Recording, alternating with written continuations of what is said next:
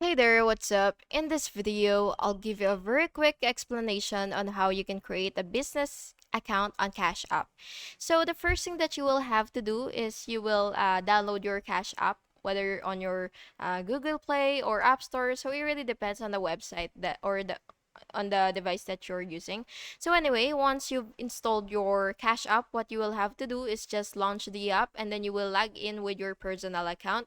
And then after that, you will access your account settings by tapping the profile icon and then you will just have to click personal and then you will switch to business account. And yeah, that's basically just it. And then you will set up your payment options. Of course, you will link your bank account for receiving payments and accept payments.